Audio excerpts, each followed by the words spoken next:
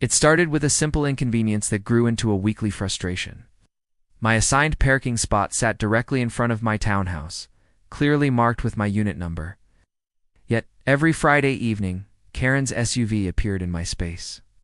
At first, I assumed it was a mistake, but after leaving polite notes and even catching her smirking as she walked away, it became obvious she was doing it on purpose. While I circled for alternative parking each weekend, she enjoyed the convenience of my reserved spot. That was when I realized this wasn't an accident, it was a pattern. Karen had a reputation in the neighborhood. She thrived on bending rules, pushing boundaries, and daring anyone to stop her. The HOA had received complaints before noise, trash bins left out, even her dog running loose. But somehow she always wriggled out of consequences. Her parking stunt was just another extension of her entitlement. I documented each incident carefully, taking photos and noting times. Still, I knew the HOA would drag their feet if I reported her directly. To stop Karen, I needed a strategy she couldn't ignore, one that used the rules she thought didn't apply to her. After combing through the HOA handbook, I found what I needed. Vehicles parked illegally in reserved spots could be ticketed or even towed, provided the complaint included photographic evidence and a filed report.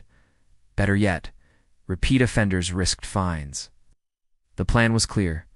Instead of confronting Karen head-on, I'd set up a trail of evidence she couldn't escape. I positioned a small dash camera facing the spot, capturing every time she pulled in. Over the next 2 weekends, the footage showed the same routine. Her SUV parked neatly in my spot while I circled the block. My case was building. With the evidence in hand, I submitted everything to the HOA, including timestamps, photos, and video.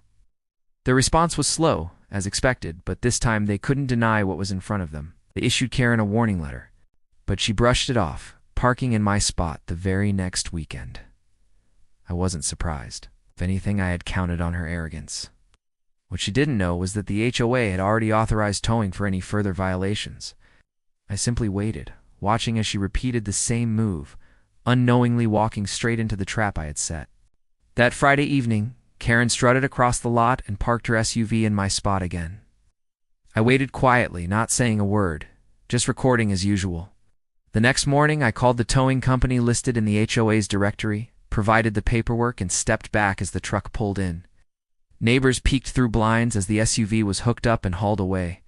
By the time Karen returned, her precious vehicle was gone. She stormed around the lot, demanding answers, her outrage echoing across the community. But this time, no one pitied her. Everyone knew exactly what had happened. Word spread quickly. Neighbors whispered, some amused, others relieved to see Karen finally facing consequences. She had made enemies with her constant disregard for rules, and now her arrogance had backfired. Karen tried to spin the story, claiming she was unfairly targeted, but the evidence told a different tale. Photos, videos, and official warnings were undeniable. The HOA stood firm, reminding her that she had ignored their notice. For once, Karen had no escape route. The humiliation of having her car towed in front of neighbors struck deeper than any fine. Her reign of entitlement was cracking. The fallout lingered for weeks. Karen sulked, parking her SUV in her own assigned spot for once. She avoided eye contact with neighbors, who now treated her with thinly veiled amusement. At HOA meetings, she remained uncharacteristically quiet, her usual complaints silenced.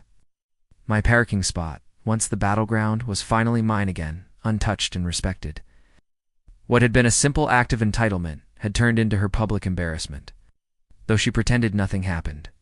Her red-faced outburst on the night her car vanished had been witnessed by too many. Her reputation as untouchable was officially gone. In the end, I didn't need to raise my voice or engage in confrontation. The rules Karen thought she was above became the very trap that caught her. My reserved parking space was secure, my weekends free from circling the block. More importantly, the neighborhood learned that even Karen could be held accountable. For her, it was a costly lesson in arrogance. For me, it was a satisfying victory, won with patience, planning, and a little help from the rulebook. Karen had stolen my spot for weeks, but in the end, she parked herself right into humiliation.